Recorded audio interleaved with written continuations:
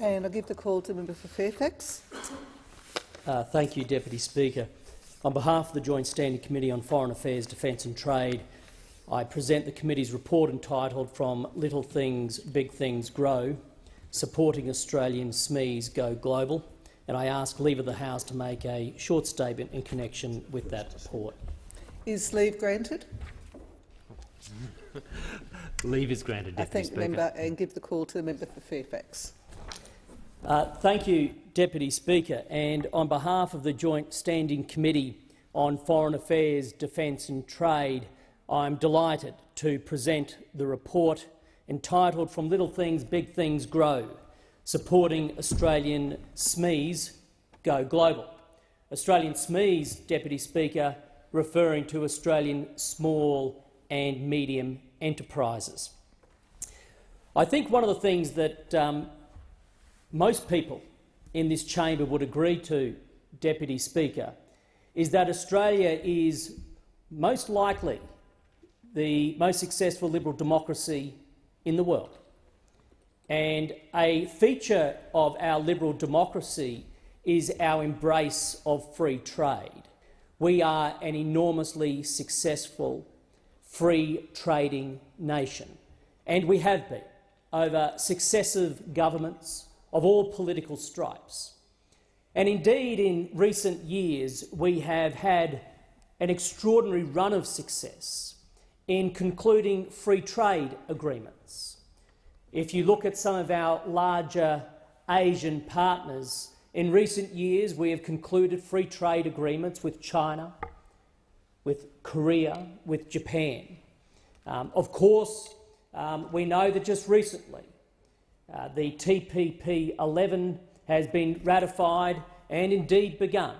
And as part of TPP-11, we have also engaged in new partnerships with the likes of Mexico and Canada and Peru.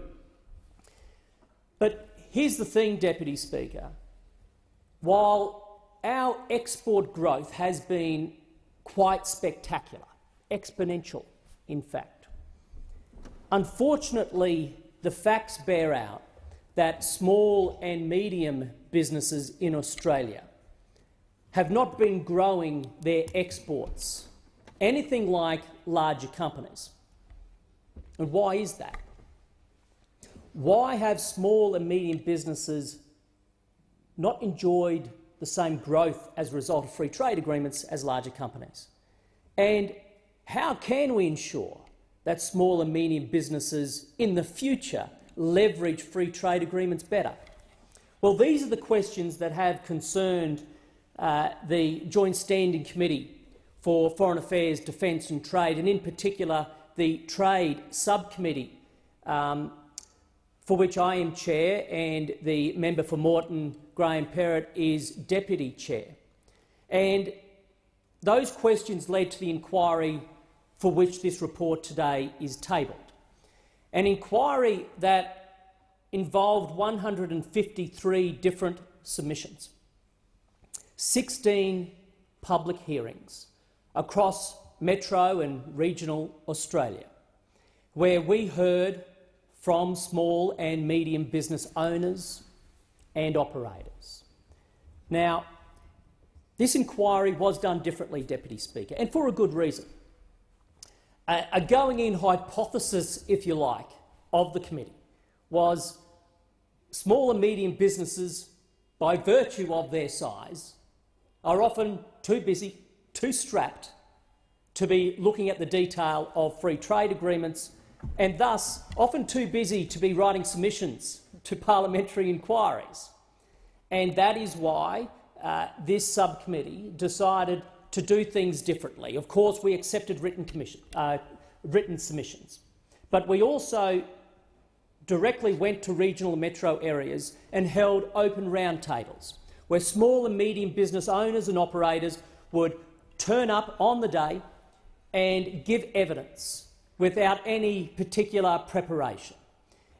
This was enormously rewarding for the committee because it meant that we heard from those people who are in the trenches, those people who are fighting for their businesses, those people who are our business ambassadors abroad, small and medium business owners and operators who are trying to not just make a buck here domestically, but have the vision and the courage to take their businesses offshore. And that gives me great confidence that the report that's tabled today answers some of those questions of why small and medium businesses have not leveraged free trade agreements as much as maybe they could, and indeed has helped us formulate 10 recommendations suggesting how the government can help make free trade agreements more easily accessible and better used by small and medium businesses. Now, before I cover those recommendations off, I particularly want to acknowledge the guidance and support of the Chair of the Joint Standing Committee for Foreign Affairs, Defence and Trade, Senator Ian MacDonald. I also, who incidentally attended, I believe, the majority of those roundtables. I also want to pay tribute to the Deputy Chair and the member for Moreton, Graham Perrott, who has been with me side by side at each of those hearings and has been an absolute pleasure and delight to work with. The Secretariat also, James Rees and Andrew Dawson in particular, and more than anybody else, the small and medium business owners. But the recommendations, let me quickly cover them off, Deputy Speaker. Firstly, an in-principle statement of embrace of free trade, of which free trade agreements are only a part. Secondly, a recommendation about the need for us to identify and proactively address non-trade barriers. Thirdly, we need to do a better job of ensuring that small and medium businesses are accounted for in our free trade agreements, and indeed in how they are executed from there, particularly looking at strengthening the certificates of origin regime, SME chapters within FTAs and the like. Fourthly, suggesting a trial, particularly in regional areas where we have clusters of organisations of businesses that cluster together either by virtue of industry, geography or provenance, where they collectively agree to collaborate and target international markets. We believe there is scope for the government to consider piloting a grant scheme to see if we can help particularly some of those regional areas in Australia. Fifthly, a need for us to review the resourcing of key agencies, whether it be the likes of Austrade and others, and also key programs, including the Export Market Development Grant Scheme, which most people with whom we spoke have been very pleased with, but I believe there is room for review of how it can be improved. Sixthly, we need to make free trade agreements more user-friendly for those small and medium businesses. And in particular, we are suggesting a single trade window for small and medium businesses so that it is easier for those companies to access and navigate through the process. Seventhly, we believe in there being scope for a far better Team Australia approach. Team Australia, Deputy Speaker, where we look at better using the power of economic diplomacy with non-ministerial delegations. Knowing from first-hand experience myself, working particularly in Asian markets, I believe more can be done with our parliamentarians who do not sit in the executive, who can accompany and assist our businesses, but also that Team Australia approach with across different tiers of government as they promote our country, our economy and industry and businesses offshore. Eighthly, to adopt a more holistic approach to information sharing and capacity building. Small and medium businesses, of course, have to go through a long journey to build up the capacity so that they are export ready. A more holistic approach to information sharing, to awareness and to training is something we believe the government should consider. Ninthly, better use of data and technology.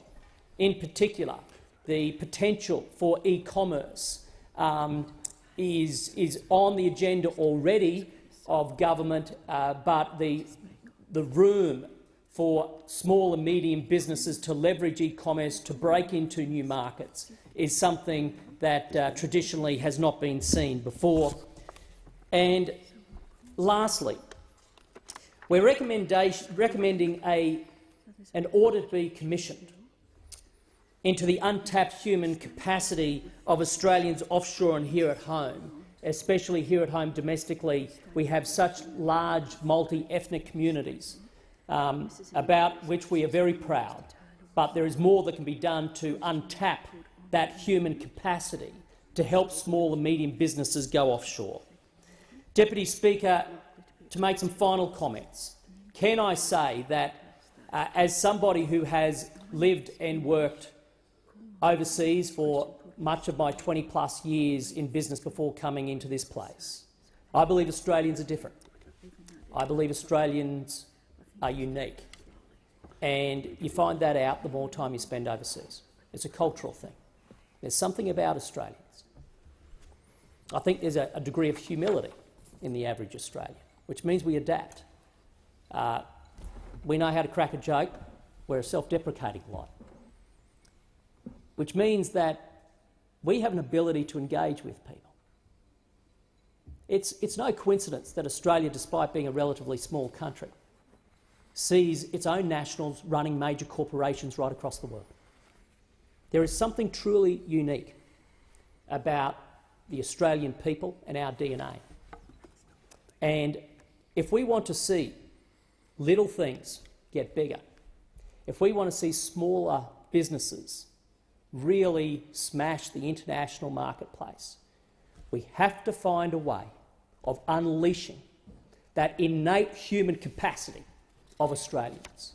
And that is why reports such as this, we believe, contain recommendations that will play its role in helping small and medium businesses go from little things. And as that song says, a song from a great Australian, from little things, big things grow. Supporting Australian SMEs go global, I commend the report to the House. I thank the member for Fairfax. I call the member for Moreton. Thank you, Deputy Speaker, and I just rise to second and support the member for Fairfax tabling of the report. Member for Moreton.